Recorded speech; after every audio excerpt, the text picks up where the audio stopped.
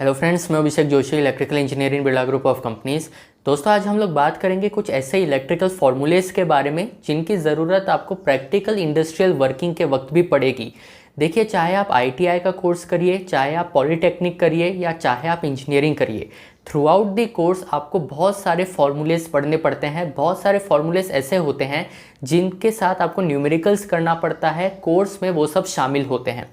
पर इनमें से ऐसे कौन से फार्मूलेस हैं जिनकी ज़रूरत आपको प्रैक्टिकल वर्किंग के वक्त भी पड़ने वाली है, ये आज मैं आपको बताऊंगा इस वीडियो में। तो दोस्तों, बिना टाइम वेस्ट किए शुरू करते हैं।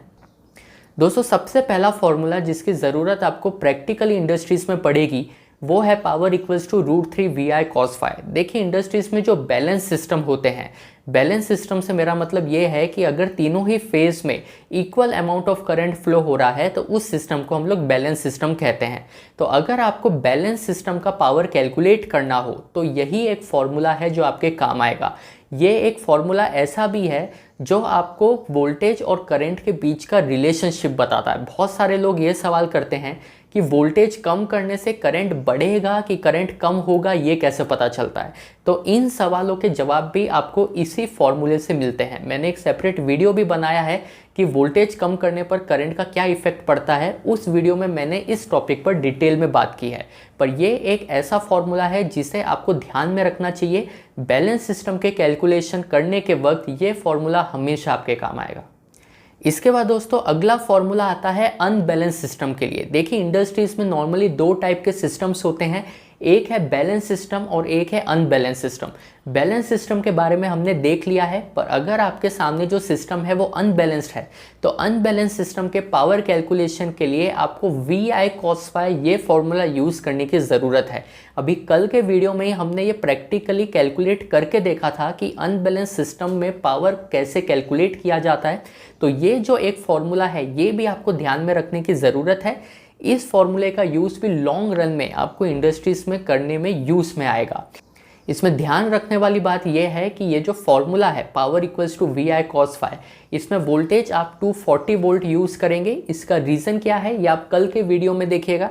कल के वीडियो में मैंने पूरा कैलकुलेट करके बताया है कि अनबैलेंस सिस्टम का लोड कैलकुलेट कैसे होता है। तो उस वीडियो से आपको क्लियर हो जाएगा कि वोल्टेज हम 240 क्यों ले रहे हैं और अनबैलेंस सिस्टम का पावर हम कैलकुलेट कैसे करते हैं। इसके बाद दोस्तों बात आती है मोटर की। देखिए, मोटर के पॉइंट ऑफ व्यू से अगर देखें तो प्रैक्टिकली मोटर को HP में कन्वर्ट करना, किलोवाट से HP में कन्वर्ट करना और फिर HP से फुल लोड करंट कैसे कैलकुलेट करना है, ये फॉर्मूला आपको हमेशा काम आएगा। तो ये चीज़ आप ध्यान रखिए कि अगर आपको किलोवाट से HP में कन्वर्ट करना है तो किलोवाट को आप 0.746 से डिवाइड कर दीजिए।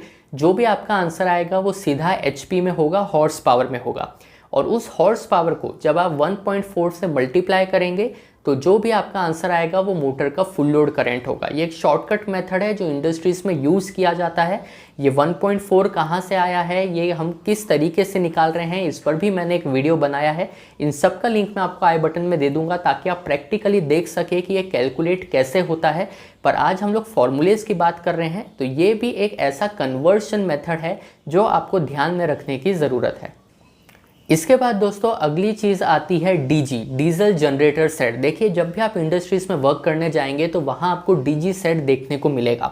जब आप DG सेट पर वर्क करेंगे तो एक सवाल ये आएगा कि आप ये कैसे डिसाइड करेंगे कि कितने KVA का DG कितना एम्पियर तक लोड सस्टेन कर सकता है, आप मैक्सिमम कितना एम्पियर लोड उस पर दे सकते हैं। तो इसका फॉर्मूला भी आप ध्यान रखिए कि DG का लोड कितना होगा, उसका कितना एम्पियर आप मैक्सिमम दे सकते हैं। इसका फॉर्मूला होता है KVA into 1000 upon √3 into voltage. Basically जो KVA रेटिंग है उसको आपको 1000 से मल्टीप्लाई करना है K को रिमूव करने के लिए, और इसको आप डिवाइड करेंगे √3 इंटू वोल्टेज से। तो KVA into 1000 upon √3 into voltage, ये एक ऐसा फॉर्मूला है जिससे आप DG से रिलेटेड लोड कैलकुलेशन ईजिली कर पाएंगे। दोस्तों, ये जो फॉर्मूला है KVA into 1000 upon √3 into voltage, ये फॉर्मूला आपको 3 फेज ट्रांसफार्मर का करंट कैलकुलेट करने के लिए भी काम में आएगा। अगर आप 3 फेज ट्रांसफार्मर का करंट कैलकुलेट करना चाहते हैं तो उसमें भी ये फॉर्मूला आपके बहुत काम आएगा। इसलिए इस फॉर्मूले को भी ध्यान में रखना आपके लिए बहुत बेनिफिशियल है। इसके बाद दोस्तों इंडस्ट्रियल पॉइंट ऑफ व्यू से एक चीज़ और भी बहुत ज़रूरी है, वो है कैपेसिटर बैंक। देखिए आप किसी भी इंडस्ट्रीज में जाइए, पावर फैक्टर इंप्रूव करने के लिए आपको कैपेसिटर बैंक्स देखने को मिलेंगे।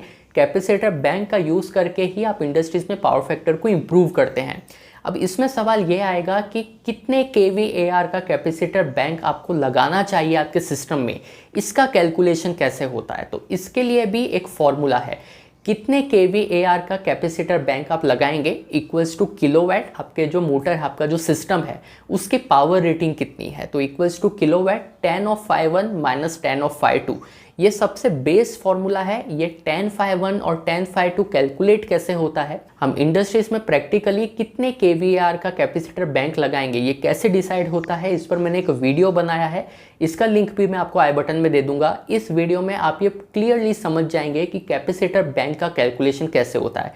पर ये जो फॉर्मूला है kilowatt tan of phi1 minus tan of phi2, ये एक बेस फॉर्मूला है जो आपको ध्यान में रखना चाहिए। तो दोस्तों ये कुछ ऐसे फॉर्मूलेस थे जिनका यूज़ आपको इंडस्ट्रीज में डे टू डे बेसिस पर करने की रिक्वायरमेंट होती है। ये कुछ ऐसे फॉर्मूलेस हैं जो लॉन्ग रन में आपके काम आएंगे। तो दोस्तों ये वीडियो अगर आपको पसंद आया हो तो मुझे कमेंट बॉक्स में बताइएगा। मैं आपसे मिलता हूँ कल ऐसे एक इंटरेस्टिंग टॉपिक के साथ, तब तक अपना ध्यान रखिए।